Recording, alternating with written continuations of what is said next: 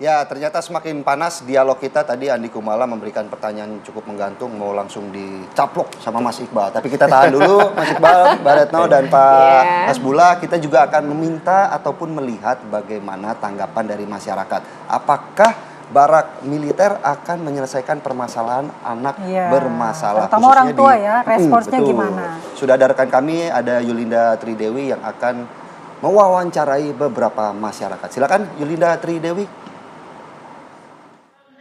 Ya, selamat pagi malah Philip dan juga pemirsa TV One, betul sekali. Ini saya akan langsung menanyakan saja nih bagaimana pendapat masyarakat terkait kebijakan Deddy Mulyadi pengiriman anak ke barak militer. Sudah bersama saya di sini ada Ibu Dian dan Mbak Dian dan Ibu Ina Deci. Ibu sempat dengar kan Bu kemarin soal Deddy Mulyadi yang mau mengirimkan anak nakal ke barak. Ini menurut Ibu pendapatnya kayak gimana Bu? Setuju apa enggak? Itu ya, sebetulnya setuju saja. Tapi siapa ini masuk ke barak terus siapa yang mendidik gitu kan. Istilahnya khawatirnya sekarang kan banyak tuh. Jadi yang sekarang itu Pak Deddy lagi gembar-gemborkan kan, mohon maaf nih ya, ini nggak kaitan dengan pendidikan di barak militer, tapi dia kan cenderung arahnya ke paganisme gitu loh.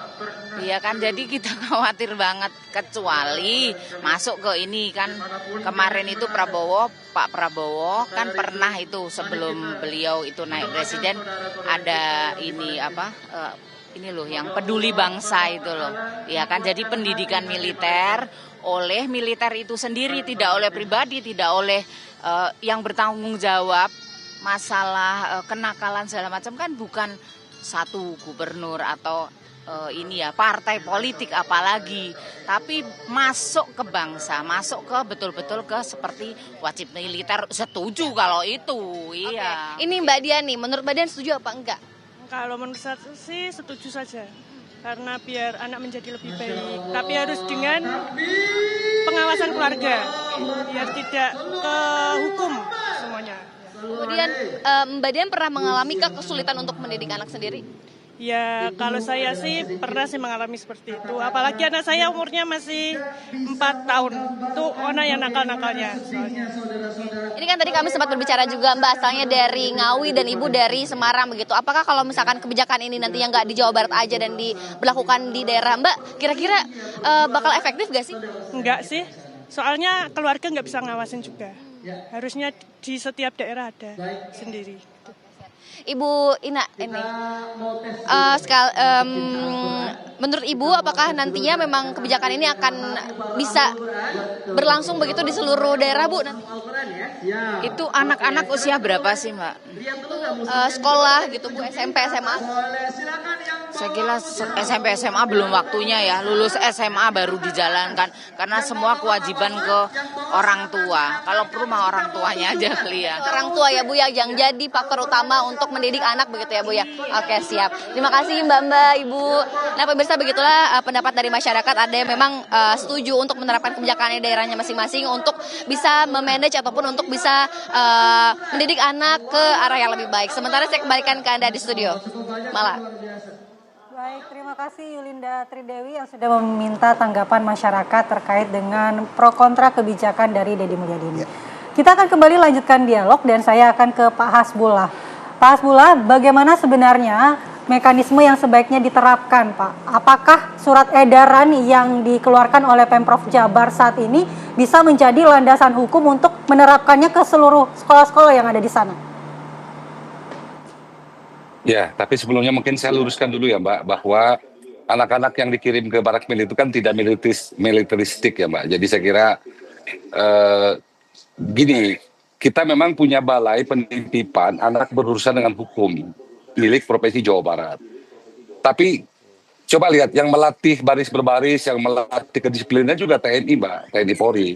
Jadi ini memang karena memang kita tidak punya tempat khusus ya untuk menampung anak-anak yang nakal seperti ini, dalam artian berperilaku yang tidak sepantasnya ini, untuk ditampung dalam sebuah tempat. Maka kita titipkan mereka di barak militer untuk dididik, dilatih, tetapi tetap dalam satu kesatuan dengan pemerintah. Karena dalam unsur pengiriman 39 orang di barak militer ini juga kita dampingi dengan Dinas Kesehatan, Dinas Sosial, dan Dinas pendidikan gitu. Dalam artian mereka juga sebagai anak juga punya hak mereka untuk diperhatikan seusia mereka dalam sisi makan, kesehatan, perilaku. Jadi tidak boleh mereka walaupun dititipkan di barak militer juga dididiknya seperti militer, tidak. Jadi saya kira tempat betul memang mereka dititipkan oleh Pak Gubernur di barak militer. Tetapi kan kita memang perlu berpikir secara objektif bahwa ada pergeseran nilai anak-anak zaman sekarang menurut saya. Kalau malam dibuat siang, dia begadang dan main game, kalau siang dia tidur. Bayangkan kalau dia malam begadang, besok dia sekolah, saya nggak yakin dengan kondisi yang lemah, yang ngantuk itu dia akan masuk sekolah. Pasti dia akan bolos dari sekolah itu. Nah, dalam konteks perilaku yang menurut saya ada pergeseran, karena memang dulu zaman saya masih kecil, saya masih belajar kok Pancasila, P4, ideologi negara gitu, kewarganegaraan. Tapi sekarang kan nggak ada muatan kurikulum yang menanamkan tentang budi pekerti kepada anak didik ya. Sehingga memang kita perlu ada program khusus ya bagi pemerintah daerah untuk di sekolah itu bila perlu juga sekali-sekali juga kita berikan muatan lokalnya tentang kedisiplinan, tentang sikap dan perilaku gitu. Sehingga tidak mesti semua harus kita titipkan di sekolah unggulan seperti SMA Taruna. Saya kira semua sekolah juga ke depan juga harus punya planning untuk mengkanalisasi anak-anak yang berperilaku tidak baik itu dalam perhatian khusus. Nah, apakah kita datangkan psikologis di situ, psikologi untuk mendetek ya tingkat kenakalan itu apakah karena faktor keluarga, faktor teman. Saya kira harus kita bedah satu-satu karena geng tawuran juga kalau nggak ada anggotanya nggak akan turun ke jalan. Nah, bagaimana kita menyadarkan kepada mereka anak-anak untuk tidak bergabung dalam hal-hal seperti ini. Bapak Ibu bayangkan di jalan itu saya datang kunjungan ke barak panti anak-anak berurusan dengan hukum ya yang milik Jawa Barat. Usia 16 tahun sudah membunuh orang. Dan ini kebayang kalau ini dibiarkan mereka tawuran dengan senjata celurit yang 1 meter panjangnya, ketebas leher orang itu pasti mati. Nah, bagaimana kita mengembalikan kembali bahwa seusia mereka itu sekolah, belajar, bukan tawuran. Baik, Pak, nah, ketika tidak mampu pendidikan militer di sekolah ya kita harus di tempat. Semuanya, Pak Hasbullah, kenapa tidak diberlakukan bagi semua siswa ataupun satu sekolah untuk mendalami atau mendapatkan pendidikan militer? Karena tidak kan secara sebagai hukuman, betul, karena kan secara murid-murid berprestasi juga memiliki kedisiplinan yang cukup tinggi begitu, Pak Hasbullah. Ya ini kan merespon tentang banyaknya korban yang akibat tawuran. Sehingga Pak Gubernur mengambil langkah-langkah untuk menitipkan mereka di barak militer untuk dilatih kedisiplinan. Tetapi kan tadi dari awal saya tawarkan konsep bahwa di Jawa Barat punya SMA Taruna yang luar biasa bagus kurikulum pendidikannya. Dan Pak Brigjen TNI Ardiansah juga menawarkan diri untuk menampung anak-anak yang berperilaku tidak baik ini untuk dididik di mereka, dan itu saya kira perlu support perencanaan, anggaran, dan termasuk juga tadi regulasinya ya. Jadi saya sepakat bahwa mendidik anak yang berperilaku berbeda ini juga harus ada landasannya gitu. Nah, untuk itu mungkin kita akan bahas dengan Pak Gubernur apakah kita lahirkan satu peraturan gubernur ya atau peraturan daerah yang bisa memayungin bahwa seluruh anak sekolah di Jawa Barat yang berperilaku berbeda ya artinya tanda kutip lah tidak nakal itu bisa punya hak yang sama dia untuk menerima ilmu pengetahuan umum pendidikannya, tetapi ada tambahan perilaku kedisiplinan dan karakter yang mungkin kita bisa kerjasamakan dengan para pihak ya.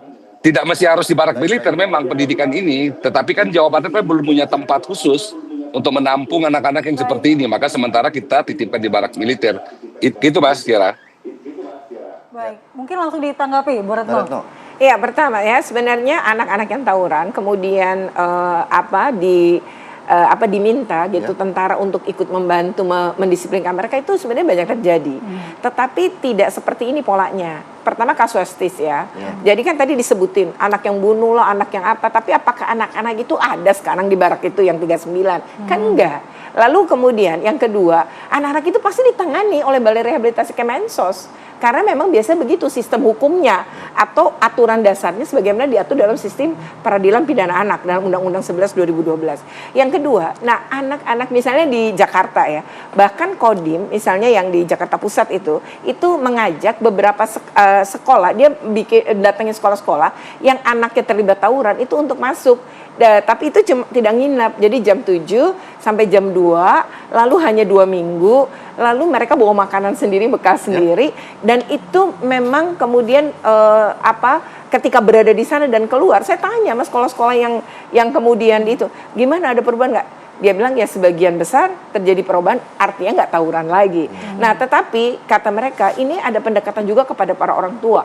Jadi memang penanganannya nggak bisa si anak sendiri, karena kesalahan anak tuh nggak pernah berdiri sendiri. Lingkungan gitu. dan keluarga harus dilibatkan. Ya? Jadi Ki Hajar Dewantara bilang pendidikan itu kan di 3 ranah. Pertama pendidikan keluarga, ini penentu karakter utama dan pertama. Jadi kalau karakternya udah kebentuk dari rumah, ini bagaimana kemudian mengubahnya? Kan harus mengubah orang tuanya juga. Kedua, pendidikan di sekolah, dan yang ketiga baru pendidikan di masyarakat. Termasuk contoh, kita udah nyontohin ke anak-anak nggak ngelakuin kekerasan, atau saya berbully. Untuk kasus-kasus ini aja ya, saya berbullying yang diterima misalnya itu luar biasa gitu ya. Misalnya ketika kasus ini Barak yang setidaknya yang kontra itu dianggap sebagai orang yang kemudian dibenci dan rame-rame diburu. Atau misalnya kasus yang Aura itu kan juga bagaimana pembulian luar biasa. Itu contoh kekerasan loh. Jadi artinya masyarakat pun lewat media sosial dan lain-lain itu harus nyontohin ke anak-anak gimana berperilaku positif, karena anak tuh sebenarnya melakukan tindakan-tindakan itu karena contoh dan ngalamin. Atau mungkin menurut Pak Hasbullah tadi kurikulum pendidikan Pancasila masih kurang. Sebenarnya pendidikan budi pekerti ada dalam kurikulum kita. Nah, kalau emang ini belum maksimal, ini yang kemudian harusnya dievaluasi, bukan kemudian melibatkan orang lain atau TNI yang jelas dalam Undang-Undang Sidiknas itu nggak dapat peran sama sekali terkait dengan pembinaan anak-anak ini. Nah, kalau membantu itu sebatas yang mana?